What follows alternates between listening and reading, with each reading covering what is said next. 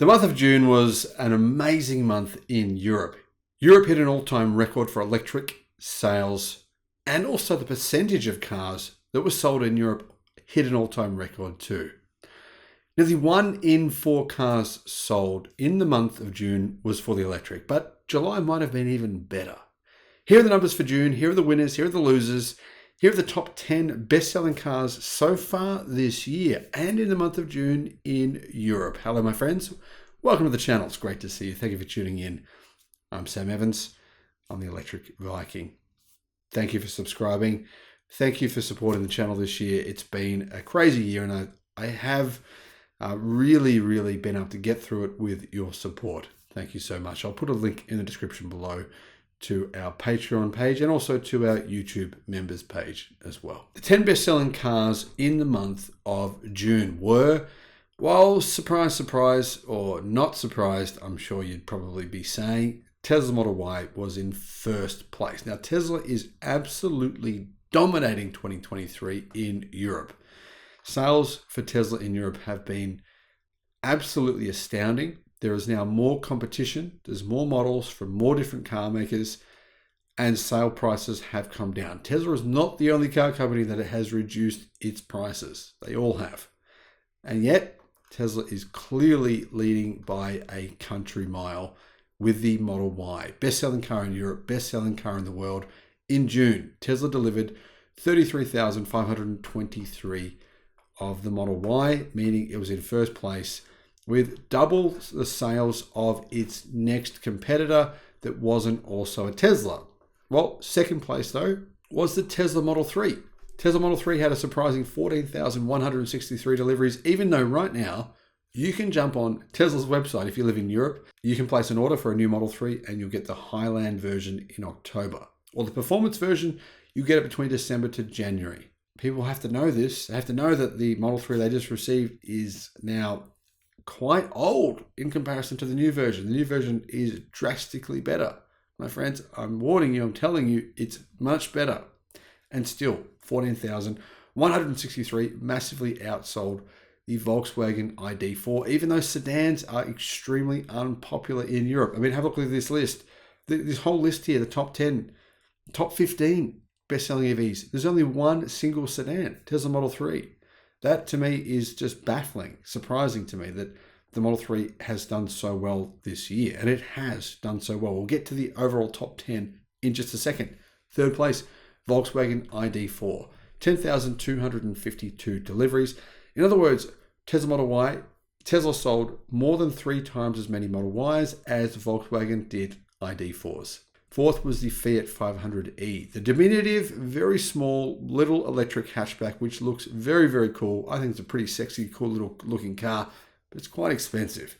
I believe Fiat would easily outsell the Tesla Model Y in Europe very easily if it was priced at a reasonable price. It's just way too expensive for what you get for your money. So kudos to people for buying them, because I think they're a rip-off, but they look very awesome. They're very cool looking. Number 5. MG4. Now, I think a lot of people in Europe don't realize the MG4 is actually a Chinese car made by the Chinese government. I mean, SAIC is owned by Alibaba and the Chinese government, primarily, and SAIC make the MG4. Europeans are turning their noses up at Chinese cars. They're buying them, but nowhere near to the degree that people thought they would, except for the MG4, because they think MGs are British. True story. Now, not everyone does. So if you're a European, you're watching this channel, don't get me wrong, you're probably not one of those people. You probably are educated about where the MG4 and MG cars actually are made, but the average person doesn't have any idea. Next was a Skoda Enyaq with 7,000 deliveries. I like the Enyaq. I think it's a very nice looking car. Skoda's CEO is delusional. He's made some wacky claims, which I think if there was an SEC, they should prosecute him, because there's no way they're going to come true. But hey, Enyaq is a great car, and I love Skoda the brand. Skoda's just, I don't know, it's just a cooler brand than Volkswagen. That's my opinion, anyway.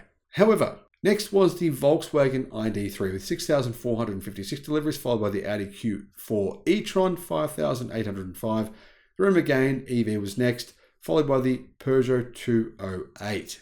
The Dacia Spring surprisingly didn't really sell anywhere other than in France. Dacia had 4,867 deliveries to be the 11th best-selling electric car in Europe. Now, remarkably to me, there is not a single looking at the list, I'm thinking, where on earth is the Hyundai Ioniq 5? Where's the Hyundai Ioniq 6? Where are any Hyundai EVs?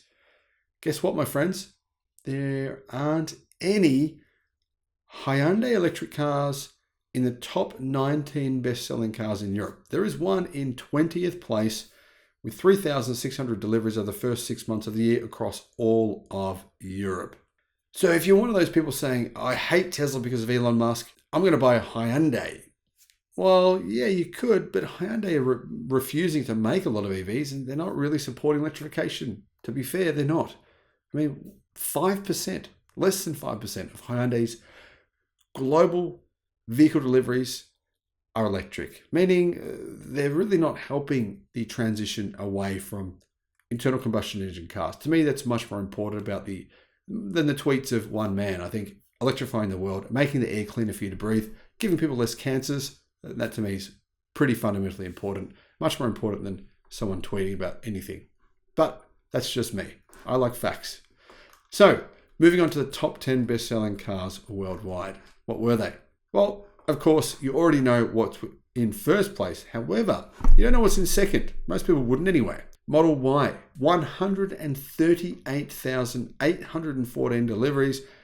Surprisingly, in second place is the Tesla Model 3. It did actually leapfrog the next two cars behind it. Model 3 has 43,131 deliveries, meaning Tesla has about 180-something thousand deliveries in Europe this year. Keep in mind, of course, the Model Y is the best-selling car across all of Europe. So, of course, it was in first place.